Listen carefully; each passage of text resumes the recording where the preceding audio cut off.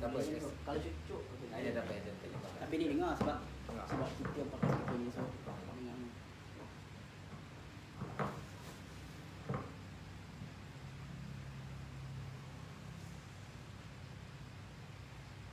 Okay, live tu. Dengar.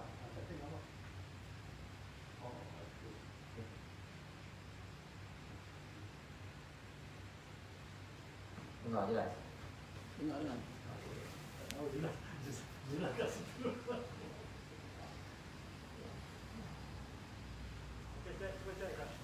Okey, testing. Jelas dengar tak? Cubaan 1 2 3, cubaan 1 2 3. Tak dengar. Kena. Lambat tu tak jelas. Bukan nampak kan? Okey, cubaan 1 2 3, cubaan 1 2 3.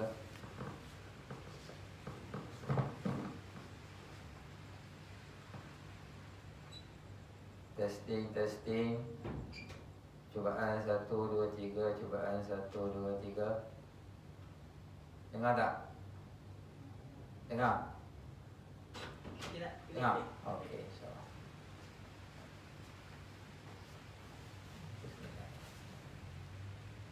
Kita tunggu je.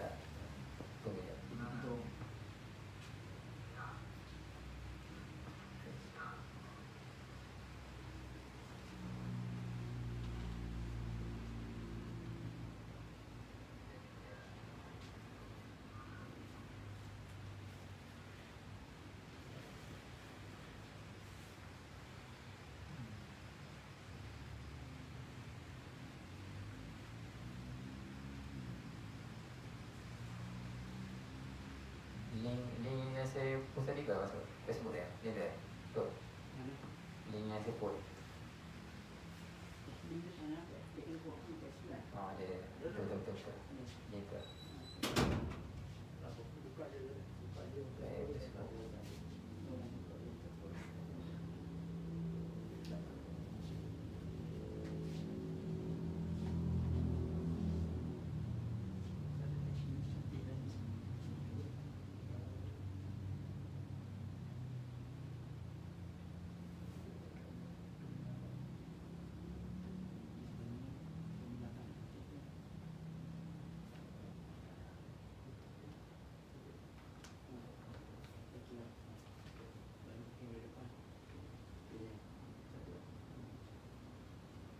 Tak gelap belakang. Ya, okey. Okey. Kejap.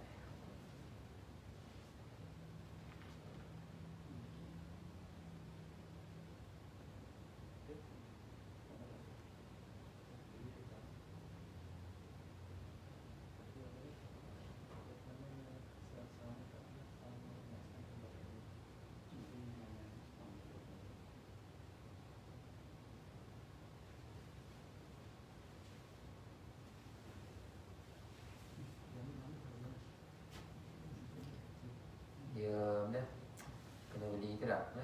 Nyambung dah yang kecil dia. Betul. Mak dah betul situ. Tak cukup dia buat.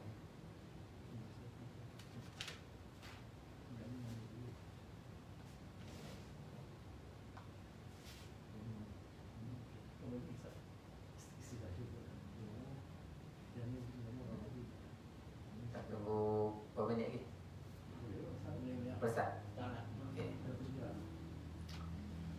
أعوذ بالله من الشيطان الرجيم بسم الله الرحمن الرحيم الحمد لله رب العالمين والصلاة والسلام على أشرف الأنبياء والمرسلين وعلى آله وصحبه أجمعين رب اشرح لي صدري ويسر لي أمري واحلل عقدة من لساني يفقهوا قولي.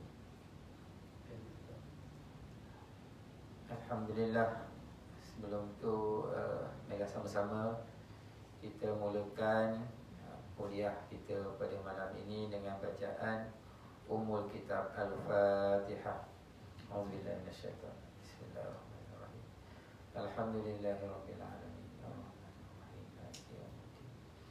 Iyyaka na'budu wa iyyaka nasta'in. Ihdinas siratal mustaqim. siratal ladzina an'amta 'alaihim ghairil maghdubi 'alaihim waladdallin. Amin. Jadi alhamdulillah ya, mari sama-sama kita merafakkan kesyukuran kepada Allah Subhanahu wa taala kerana dengan izinnya ya, dapat kita menyambung pengajian kita di surau Al-Jannah Bandar Bayu ini setelah lama tertangguh akibat pandemik COVID-19. Jadi atas inisiatif rakan-rakan jemaah kita yang mencadangkan ya, untuk meneruskan kuliah kita secara online lah, FB Live ni. Jadi alhamdulillah kuliah kita dapat diteruskan ya. Kalau ikutkan dah lama dah kita tangguh ya, disebabkan SOP tidak membenarkan surau-surau dan masjid untuk mengadakan kuliah program-program secara macam biasalah kan, berkumpul ramai. Jadi kita cuba inisiatif, kita fikir cara lain supaya kita dapat meneruskan pengajian kita kan, walaupun tanpa bersemuka. Jadi inilah inisiatif daripada jemaah kita. Jadi alhamdulillah dapat kita meneruskan kuliah kita biasalah, walaupun tak dapat bersemuka dengan jemaah-jemaah surau.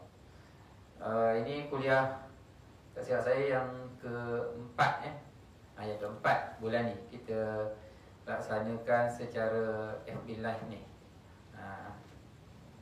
Jadi pada malam ini saya membawakan kitab hadis, kitab Tajzib Atraful Hadis. Bagi jemaah surau ni dia dah biasa ikuti kuliah ni, dan bagi yang lain yang tak pernah ikuti kuliah saya, kitab ni kitab Jawi Lama tak Jawi Lama. Dia menyusun hadis-hadis berdasarkan turutan huruf, alif, ba, ta, apa semua kan. Dia susun je hadis tu. Dia susun hadis, kemudian terjemah. Susun hadis, dia terjemah. Dan dia tafish lah siapa yang riwayat hadis ni kan. Itu je. Dia tak ada ulasan lah, tak ada ulasan. Dia cuma susun je hadis tu kan. Jadi pada hari ini setelah lama kita tertangguh kuliah kita, kita sambung bacaan hadis kita pada muka surat 14 ya, 14. Okey. Qala Allah Ta'ala. Ya, hadis ini berbunyi qala Allah Ta'ala kullu amali bani Adam lahu illa siyam fa innahu li wa ana ajzi bih wasyamu junnatun wa idza kana yaumu sawmi ahadikum fala yarfuth wa la yaskhab fa in sabahu ahadun aw qatalahu falyakul inni imru'un sha'imun walladhi nafsu Muhammadin biyadihi la khalufu famis sha'im atyabu 'indallah min rihil misk walis-sha'imu farhatani yafrahuhuma idza aftara fariha bi fitrihi wa idza laqiya rabbah fariha bi shawmi. Rawahu al-Bukhari wa Muslim an Abi Hurairah. Maksudnya firman Allah Subhanahu wa taala, segala amal ibadat anak Adam itu dinisbahkan kepadanya melainkan puasa. Maka bahawasanya puasa itu semata-mata khalis bagiku dan akulah membalas pahalanya. Dan bermula puasa itu kepeliharaan dari neraka. Dan apabila berpuasa seorang kamu Janganlah ianya berkata-kata dengan perkataan yang keji.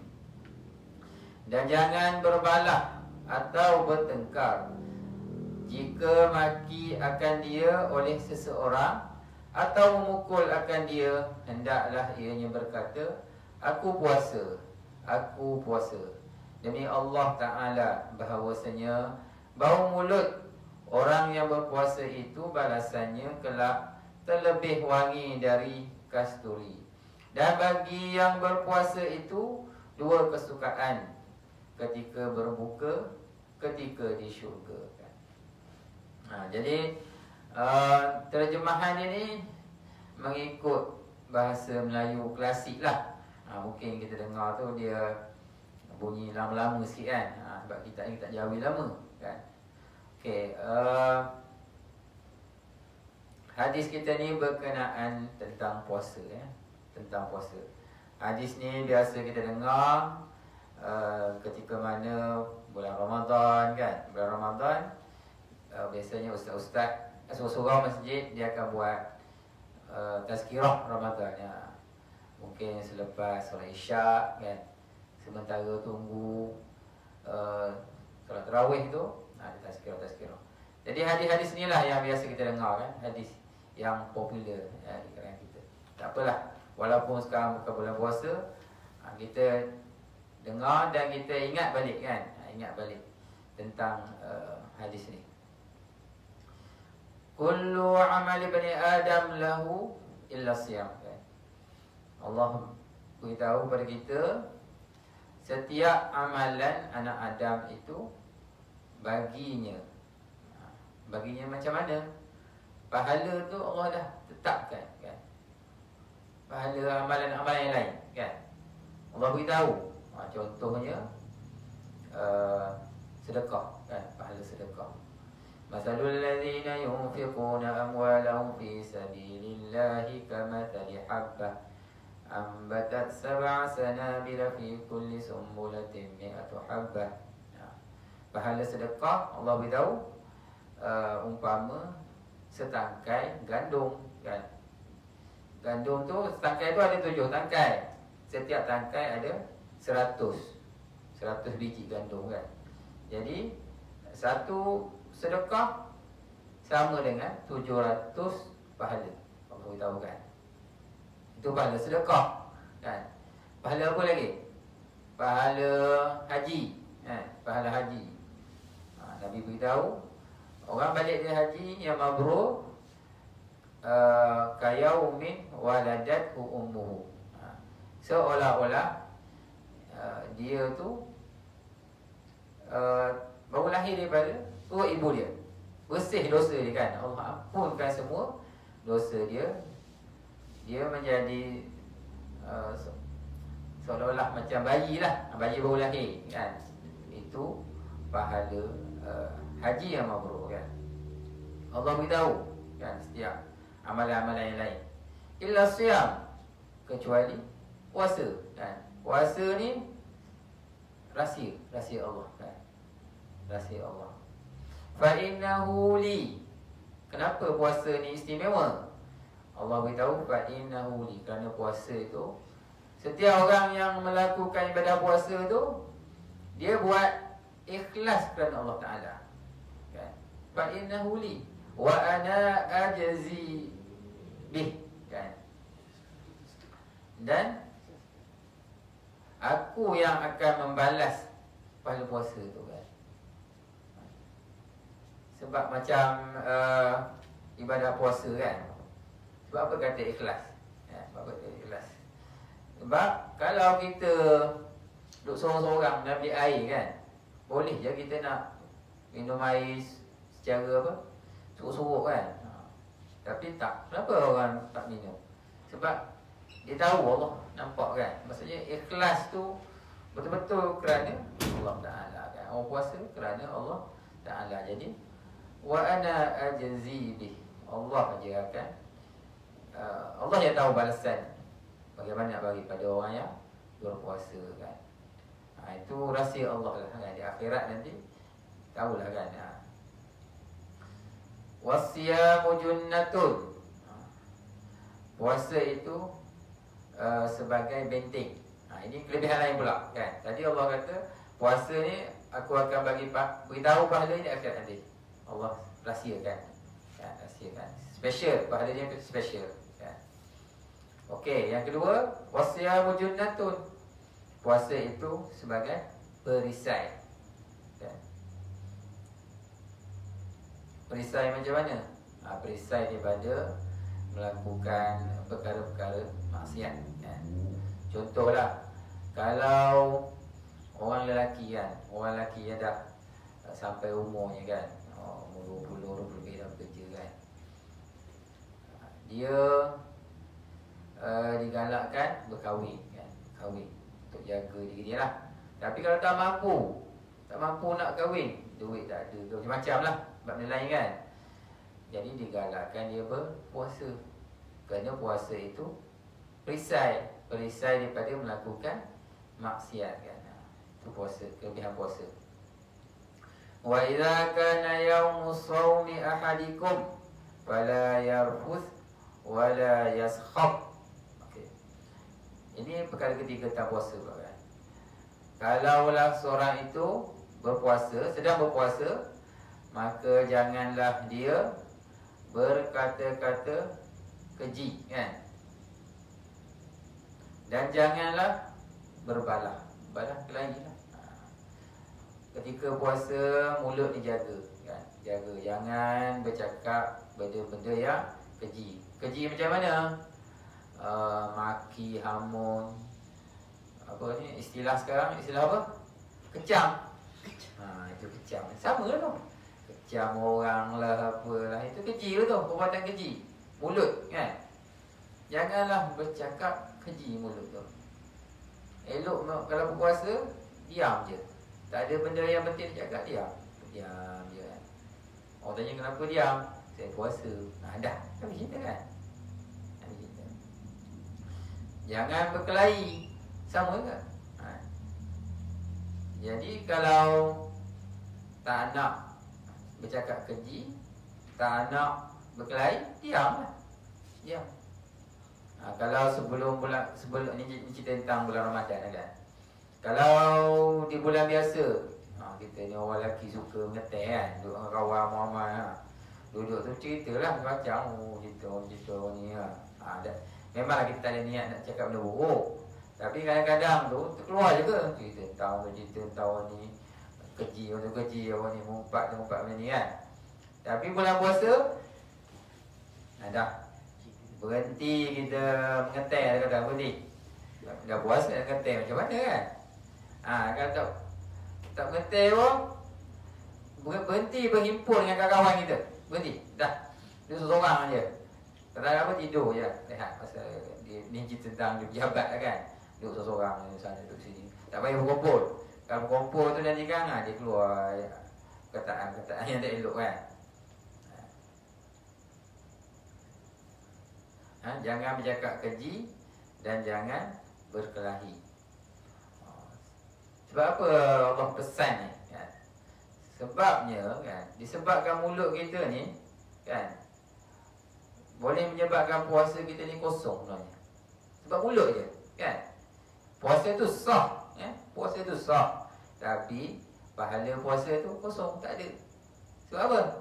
Mulut ni cakap keji, berkelahi. Puasa pun sama je, ngecam orang. Kalau tak, mulut tak cakap, tangan pula cakap. Ada grup WhatsApp, kecam orang tu, kecam orang ni, kecam. Sama je kan, walaupun mulut tak cakap kan. Jangan cakap keji dan jangan berkelahi kan. Fa in sabahu ahadun aw qatalahu. Kalau ada orang lain mengeji kita ataupun nak bergaduh kita kan, jadi kita kena nak balas tak? Nak balas ke tak? Kan? Apa yang Allah suruh kita, faliyakul inni mru'un sha'imun. Cakaplah pada orang tu, aku tak nak kelahi, aku tak nak balas apa orang cakap. Sungguhnya hari ni aku berpuasa kan? Puasa. Puasa tu benteng kita daripada bercakap benda-benda yang keji, daripada berkelahi dengan orang kan. Puasa tu jadi benteng kita kan.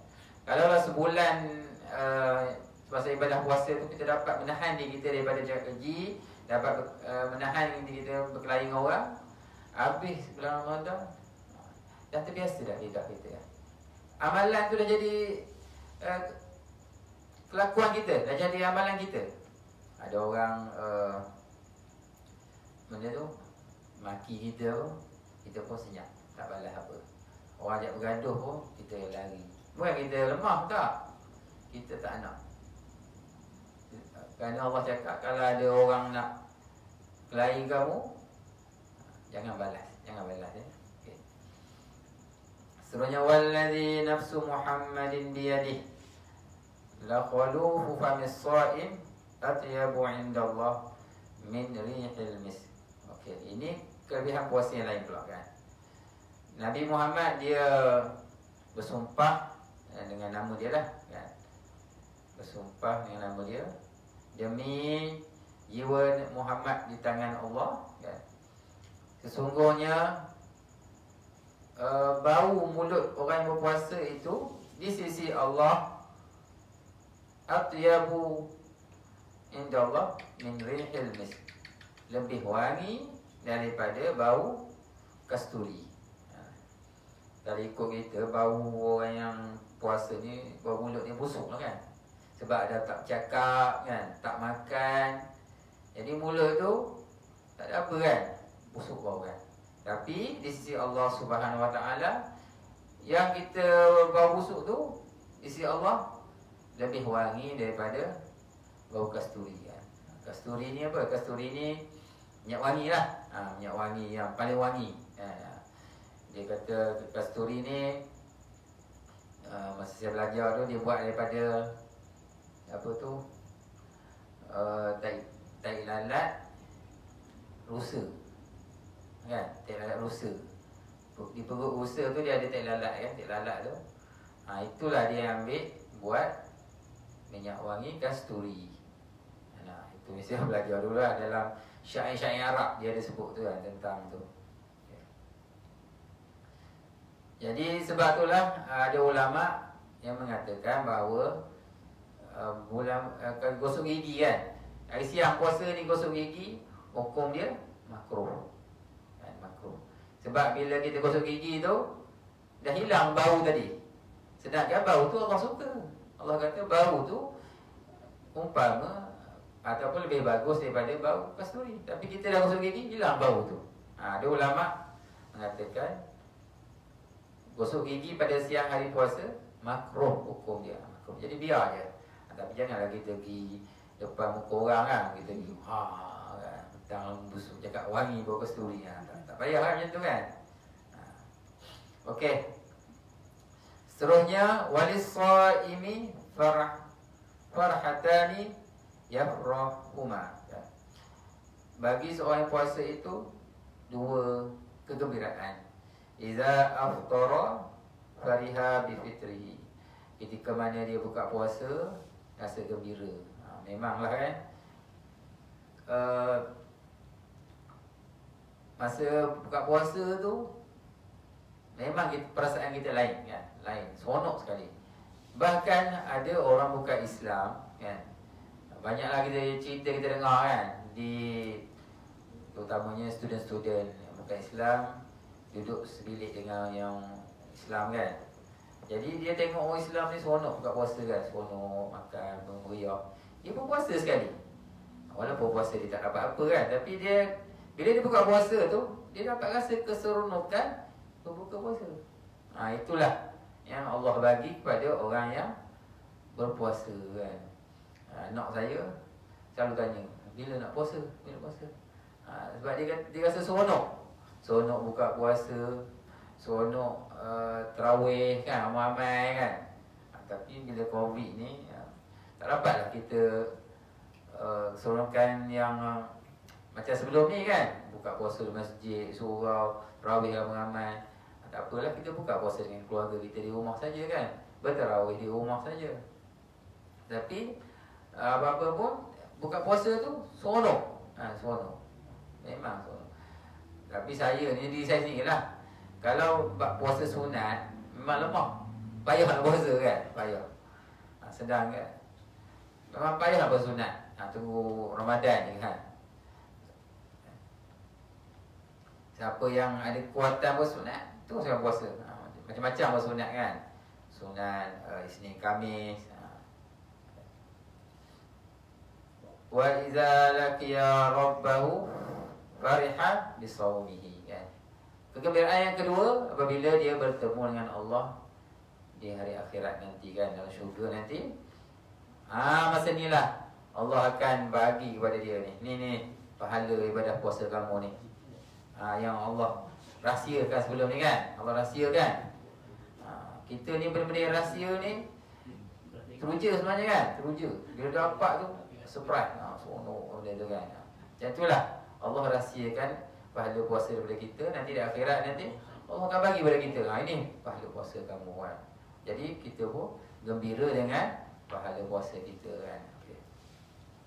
Hadis ni riwayat Bukhari dan Muslim daripada Abi Hurairah. Ini hadis sahih Bukhari Muslim ni hadis yang ranking pertama lah dari segi hadis sahihnya, Bukhari dan Muslim. Okay, hadis yang kedua pada malam ini, qala Allah Ta'ala, ana akramu wa a'zamu afwan min an astura ala abdin muslimin fid dunya summa afdahahu ba'da id satartuhu wa la azalu aghfiru li abdi mastaghfarani. Saya terlupa kan. Ada satu tentang puasa tadi. Saya nak tu sikit. Ini dari segi perubatan lah ya.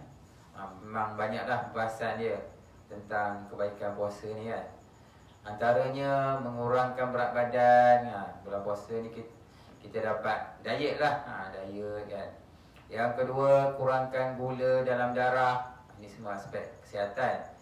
Yang ketiga, turunkan kolesterol. Yang keempat, kurangkan tekanan darah. Yang Yang kelima, ubah gaya hidup. Bulan puasa adalah masa yang sesuai untuk berhenti merokok. Bagi orang merokok lah kan. Boleh berhenti merokok lah. Kenapa tak merokok? Puasa? Boleh pula dekat puasa kan. Bulan lain? Tak boleh. Jadi bagi orang merokok boleh berhenti merokok. Bulan puasa boleh. Jadi kita harap lepas puasa pun berhenti kan. Rokok tu banyak keburukan dia kan. Merehatkan badan, sistem pencernaan kita lah ya, puasa. Yang ketujuh, ingatan lebih kuat. Macam mana ni? Maksudnya lapar tu menyebabkan akal kita lebih cerdas ya. Lapar, perut kosong kan. Perut ni kalau penuh sangat lembab jadi kan. Makan je makan, tidur makan, tidur makan, tidur kan. Lembab jadi kan. Lembab, makan ni lembab. Kalau puasa jadi cergas akal kita kan. Mengurangkan segala penyakit perut. Itu untung jadi orang Islam ni. Setahun sekali Allah suruh kosongkan perut kan, untuk kesihatan kita kan. Macam orang gastrik lah. Kalau bulan biasa tak boleh lambat makan. Lambat sikit takut sikit perut kan, gastrik. Tapi bulan puasa boleh. Boleh tak makan dari pagi sampai petang. Okey perut dia kan. Kenapa? Itulah kelebihan puasa ni. Yang tenang, lebih tenteram, lebih apa ya? Suasana ni lain bulan biasa kan. Memang lain. Lebih-lebih lagi duduk kat masjid kan, duduk masjid surau, rasa tenang bulan puasa. Suasana tu lain, memang lain kan. Itulah ya, berapa kelebihan puasa mengikut ilmu kesihatan lah. Okey. Dan kita pergi pada hadis yang seterusnya. Qala Allah Ta'ala, ana akramu wa a'zamu afwan min an astura ala abdin muslimin fid dunya summa afdahahu ba'da is satartuhu wa la azalu aghfiru li 'abdi mastaghfarani. Rawahu al-Hakim anil Hasan mursalan. Berfirman Allah Ta'ala, aku terlebih mulia dan terlebih mengampun daripada bahawa aku tutup akan dosa hamba-Ku di dunia, tetapi kelak aku nyatakan di hadapan ramai di akhirat. Kemudian dari aku tutup itu. Dalam pada itu pun sentiasa aku mengampun akan hamba-Ku selagi ianya meminta ampun kepadaku. Nah, ini tentang sifat Allah Maha Pengampun, kan? Allah Maha Pengampun, Afuun, Ghafur. Allah Maha Pengampun, Maha. Okey, di sini Allah beritahu, aku terlebih mulia dan terlebih mengampun daripada bahawa aku tutup akan dosa hamba-Ku di dunia. Ini kita ni sebenarnya banyak kesalahan kita, kan? Banyak dosa kita, terlalu banyak. Tapi orang nampak kita baik. Sebab apa? Sebab orang nampak kita baik. Sebabnya segala dosa dan kesalahan kita Allah tutup, kan? Tutup daripada manusia, orang tak nampak, kan? Bila Allah tutup tu jangan kita cerita kat orang pula. Ada orang tu tak cerdik pula, kan? Memanglah kita ni kata orang selalu buat dosa, betul kita cerita kat orang pula kita buat dosa. Tak payah. Allah tutup dosa kita, kan? Allah tutup dosa kita, Allah tutup aib kita. Jadi apa patut kita buat? Kita minta ampun lah daripada Allah. Itu peluang yang Allah bagi kepada kita untuk minta ampun. Bukan saja Allah tutup, kan? Bukan Allah tutup tu supaya kita berurusan dengan dosa tu. Tak. Bila Allah bagi peluang pada kita, kita minta ampun daripada Allah SWT, kan? Minta ampun. Dan bila minta ampun, Allah ampunkan dosa kita, habislah, tak ada lah, kosong lah, kan? Tapi kalau kita berurusan dengan dosa kita, kita tak minta ampun, nanti di akhirat nanti Allah akan tunjukkanlah ada berapa manusia. Ini dosa ni sekian, kan? Sebab dia tak minta ampun daripada Allah Ta'ala, kan? Tempoh tu dah panjang Allah bagi, kan? Panjang. Kalau Allah tak tutup dosa kita, kaiban kita, tak tahulah kita nak sorok mana muka kita, kan? Tak tahu. Memang kita lah orang paling jahat, kan? Orang memang kata orang tak respect langsung kita. Kalau Allah tak tutup dosa kita, kan? Tak tutup kaiban kita. Jadi bila Allah tutup tu, minta ampun, kan? Kita ni memang manusia yang lemah, sentiasa melakukan dosa. Jadi kenalah istighfar, kan? Sentiasa mohon ampun kepada Allah SWT supaya Allah ampunkan dosa kita, dan di akhirat nanti kita bertemu dengan Allah dengan jiwa yang sejahtera, kan? Bebas daripada dosa, kan? Itu hadis yang kedua. Hadis seterusnya, qala Allah Ta'ala, wa izzati wa jalali la ajma'u li abdi amnaini wala khawfaini in huwa ammanani fid dunya akhaftuhu yawma ajma'u ibadi wa in huwa khafani fid dunya amantuhu yawma ajma'u ibadi. Rawahu Abu Nu'aim. Berfirman Allah Subhanahu wa Ta'ala, demi kemuliaan dan kebesaranku, sesungguhnya tiada aku himpun bagi hamba-Ku dua keamanan dan dua ketakutan, bermakna jika ianya hamba-Ku itu berkeamanan atau bermaharajalela di dunia, nescaya aku takuti akan dia di akhirat. Dan jika ia takut akan aku, bererti jauhkan yang dilarang, amalkan yang disuruh di dunia, nescaya aku aman akannya di akhirat. Memang ayat dia berbelit sikit, kan? Okey, hadis ni Allah beritahu kepada kita dalam diri kita ni Allah tak akan himpunkan dua keamanan dan dua ketakutan. Apa maksud aman tu? Aman tu maksudnya dia rasa selesa, kan? Di dunia ni rasa selesa je nak buat apa-apa yang dia nak buat, kan? Dosa ke apa ke, dia tak takut langsung kat Allah Ta'ala, kan? Itu maksud aman di situ, kan?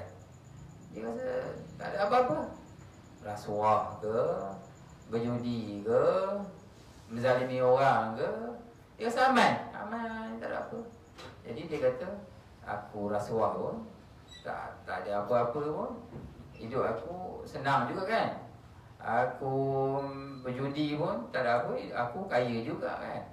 Aku benda lagi, semua benda dosa dia buat, dia rasa aman. Aman, tak rasa langsung takut pada Allah Subhanahu Wa Taala, kan? Orang yang macam ni di dunia dia aman. Dia rasa dia aman, dia senang lenang, kaya, kan? Di akhirat nanti dia tak dapatlah keamanan tu. Rasa tak ada. Tak ada. Di akhirat nanti Allah kaya bukan kaya sikit-sikit. Kaya apa ni? Super kaya. Super kaya. Harta dia tu, lebih banyak daripada negara Malaysia punya satu negara. Harta dia seorang banyak daripada harta negara kita Malaysia ni. Melek, kan? Dia rasa sedap kau dia. Tak apalah dunia, dia aman, kan? Akhirat tak ada, dia azab apa macam-macam lah di akhirat. Dia aman. Dan bagi orang satu lagi kat dunia, dia takut. Takut apa? Takut pada Allah Ta'ala. Dia buat benda tu semua dia berhati-hati, kan? Nak buat ni, dia ingat pada azab Allah Ta'ala. Nak makan rasuah, takut, ingat pada azab Allah Ta'ala. Nak berjudi, takut pada azab Allah Ta'ala. Dia takut sentiasa takut Allah Ta'ala, kan? Jadi dia tak bebas. Tak bebas macam orang yang pertama tadi. Orang tadi bebas, buatlah apa nak buat. Ni takut. Macam Sayyidina Ali cakap lah, kan? Hidup orang Islam ni, kan? Hidup dunia ni dia macam berjalan di tempat yang banyak duri, kan? Duri. Macam mana orang berjalan dengan tempat yang banyak duri? Tak pakai kasut, kaki ayam. Takwa, masuk takwa, kan? Takwa mengikut Sayyidina Ali.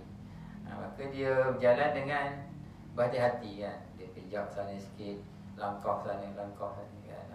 Sebab dia takut pijak duri. Jadi macam itulah orang Islam ni, dia takut pada Allah. Dia buat semua tu, dia akan fikir, ni boleh buat, tak boleh buat. Banyak larangan Allah Ta'ala, kan? Dia rasa takut pada Allah di dunia, kan? Bila kat dunia dia takut, di akhirat dia aman. Dia tenang. Allah kata, kau masuk dalam syurga, aman. Buatlah apa nak buat. Tak siapa larang kat syurga, kan? Buat. Makanlah kamu. Isteri, kan? Allah bagi isteri.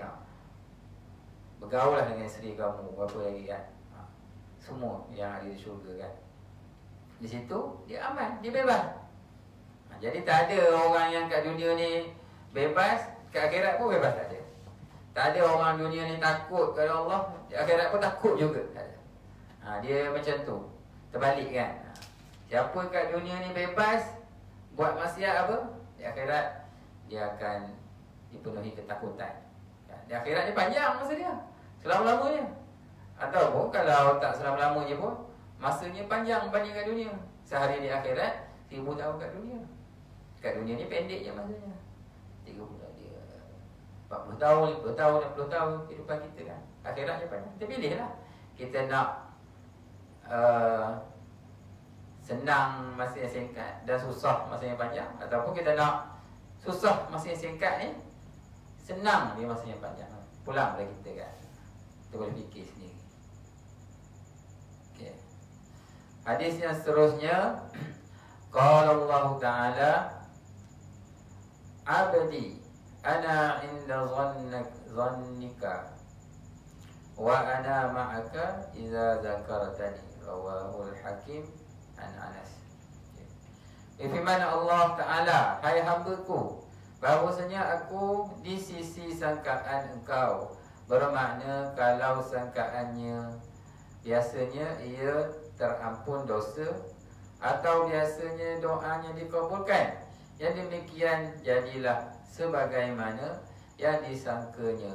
Dan aku beserta engkau pihak mengetahui apabila engkau sebut akan aku.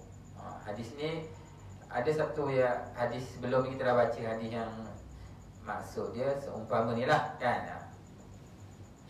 Ini berkaitan dengan Allah beritahu kepada kita, Allah ni mengikut bagaimana kita fikir tentang Allah. Macam tu kan. Kita fikir tentang Allah ni macam mana? Kita fikir Allah ni baik dengan kita ke, ataupun kita fikir kita bersangka baik dengan Allah, ataupun kita bersangka buruk dengan Allah. Itu je. Dan dua tu kan. Sangka baik macam mana? Kita rasa, kita fikir Allah ni sayang kepada aku. Apa-apa ujian yang Allah bagi kepada kita, kita fikir Allah sayang kepada kita kan? Miskin ke, sakit ke, apa ke, cacat ke, semua yang kita tak suka tu, kita fikir Allah sayang kepada kita. Ada seorang lagi fikir lain pula kan? Bila dapat musibah apa, dia fikir Allah itu benci kat dia. Kalau kita fikir Allah benci kat kita, macam tu lah Allah pada kita. Maksudnya Allah benci kat kita lah. Dia kata sini, kalau kita mohon ampun kan, kita istighfar. Bagaimana harapan kita istighfar tu kan? Kita harap Allah ampunkan kan, tak apa tidak? Kalau kita cakap istighfar, kan Allah tak ampun kepada kita kan? Kita fikir macam tu pula kan? Baik aku tak payah istighfar. Kan dah jadi kita terus tinggalkan amalan kita kan? Ataupun berdoa kan? Aku berdoa hari-hari, berdoa. Allah tak terima pun doa aku. Fikir macam tu. Terus kita berhenti berdoa. Jadi kita kena fikir istighfar tu, Allah ampunkan dosa kita. Allah pasti ampunkan dosa kita. Sebab Allah dah berjanji, Allah akan ampunkan dosa aku. Istighfar terus. Istighfar. Kita bersangka baik dengan Allah, kita bersangka macam tu kan. Seterusnya berdoa tadi kan? Doa. Terus berdoa. Walaupun tak dapat apa kita nak tu, doa tu. Kita bersangka baik dengan Allah. Allah terima doa kita. Allah terima doa aku. Kita ni kalau boleh, benda kita doa tu nak selalu kan, nak datang pada mata kita kan. Benda tu kat syurga je dapat, kat dunia kadang-kadang dapat, kadang-kadang tak dapat kan. Bukan selalu macam tu kan. Dunia ni lain kan. Nabi beritahu doa tu ada yang Allah bagi selalu, ada Allah tangguh masa dia panjang kan, lambat 10 tahun pun Allah bagi. Ada tu Allah tak bagi langsung kat dunia, Allah bagi di akhirat nanti. Tapi Allah tetap bagi benda tu kan, tetap bagi. Cuma kita sabar ke ataupun tak sabar. Macam Nabi apa yang nak anak tu, tua tu, Syuaib apa? Zakaria. Nabi Zakaria dengan isteri dia kan. Wow, berdoa nak anak kan. Lama. Sampai tua. Tua bukan tua sikit. Mungkin 80, 90 macam tu lah kan. Dua-dua suami. Dah lah isteri dia mandul. Mandul lah kan. Tak ada beranak tu. Jadi dia sentiasa berdoa kepada Allah, nakkan anak, nakkan zuriat lah kan, zuriat dia kan. Dia Nabi kan, dia naklah zuriat dia, zuriat boleh menyambung kerja dia kan. Jadi dia tak putus asa, dia berdoa. Walaupun dia dah umur tua, tiba-tiba Allah beritahu dia, kamu akan dapat anak. Tak percaya dia. Betul ke? Aku dah tua ni, isteri aku pun dah tua. Dapat. Dia bersabar, tapi Allah bagi anak kepada dia kan. Saya ada pengalaman lah buat anak ni. Kahwin setahun tak dapat anak, 2 tahun tak dapat anak, 3 tahun tak dapat anak, 4 tahun tak dapat anak, 5 tahun baru dapat anak. 5 tahun pun Allah bagi kan. 5 tahun tu lama kan. Puas lah pengalaman jumpa isteri saya. Berdua je kan. Puas. Bila dapat tu berderet lah. Dapat lah. Kan dia 5 orang tau. 5 dah. Yang kata tak dapat 5 tahun tu kan dia 5 dah kan. Itulah kuasa Allah SWT kan. Bila dapat labor pula, mengeluh pula. Ramai anak letih pula kan. Dulu masa ada anak. Anak-anak. Bila dah ramai. Mengeluh pula. Itulah kita. Sifat kita manusia kan. Jadi doa. Saya ingat dulu sentiasa doa. Ya Allah bagilah. Sangka baiklah. Sangka ya Allah bagilah. Kita pergi kedai makan kan. Tengok orang makan ada anak. Seronok kan. Seronok. Tak ada anak kan. Duduk. Ada sahabat-sahabat pun ramai yang tak ada anak kahwin kan. Ramai lah boleh katakan. Setiap keluarga adik-beradik mesti ada seorang dua yang tak ada anak kan. Jadi sedih lah, betul sedih kan. Tapi sabarlah. Mungkin Allah nak gantikan yang lebih baik di syurga nanti. Sangka baik sudahlah. Sangka baik dengan Allah Ta'ala kan. Okay. Ini tentang bersangka baik dengan Allah Ta'ala kan. Okey, timbul pula soalan tentang qada lah kan. Qada. Allah dah tetapkan kita punya nasib kita kan. Syurga ke neraka, Allah tetap dah kita. Kita dah Allah tetapkan kan. Jadi kita nak sangka macam mana? Nak sangka kita masuk syurga ke masuk neraka? Kalau ikut hadis ni, Allah suruh kita sangka baik kan? Suruh sangka baik. Jadi kita sangka bahawa kita ni Allah masukkan kita dalam syurga kan. Jangan kita kata aku ni Allah letak masuk neraka, buat baik macam mana masuk neraka juga. Kalau aku fikir macam tu, kita nak masuk neraka lah kan? Kalau kita fikir macam tu, aku ni dah azali nasib aku Allah yang masuk neraka. Kalau aku semayang macam mana masuk neraka juga aku ni. Kalau fikir macam tu memang kita nak masuk neraka. Tak boleh. Kita fikir Allah tetap kita masuk syurga. Berdoa lah kan. Buat amal ibadah, berdoa. Ya Allah masuk ke syurga. Ya ampun pada syurga. Macam tu kan. Kita fikir macam tu. Okey bersangka baik dengan Allah ni kena berterusan sehinggalah kita mati kan. Sampai kita mati.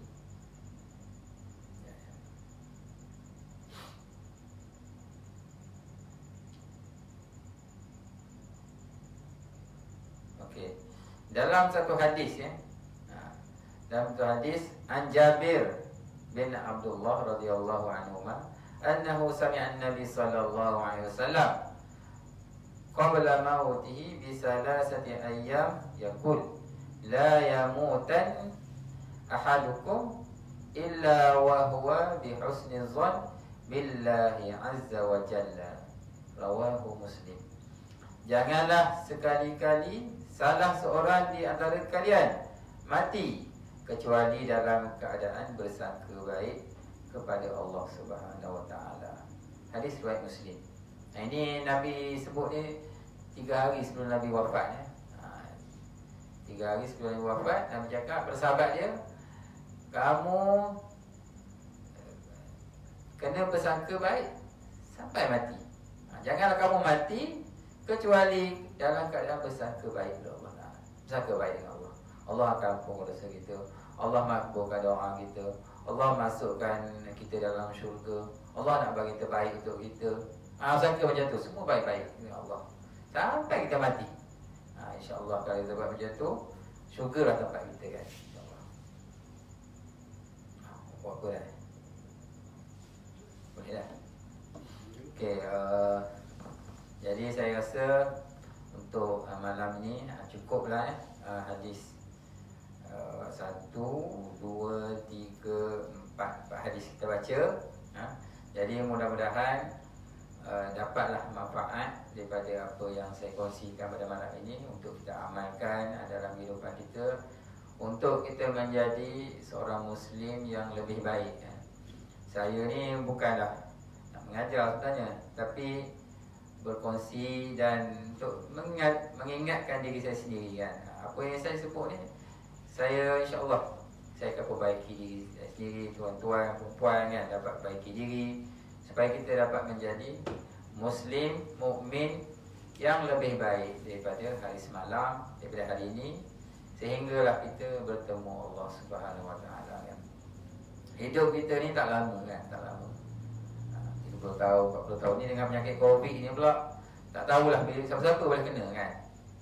Dan boleh mati bila-bila masa saja kan. Jadi ini peringatan Allah kepada kita. Penyakit ni peringatan Allah kepada kita supaya kita lebih rapat dengan dia, lebih dekat dengan dia kan. Jadi nikmat kebebasan Allah dah tarik daripada kita kan. Tak tahu sebab bila kan. Jadi kita berdoalah supaya Allah selamatkan negara kita, selamat kita semua daripada wabak ini insya-Allah. Jadi saya sudahi kuliah pada malam ini. Yang mana baik datang daripada Allah Subhanahu Wa Taala, kurang tu dari kelemahan diri sendiri. Wabillahi taufiq wal hidayah. Wassalamualaikum warahmatullahi taala wabarakatuh.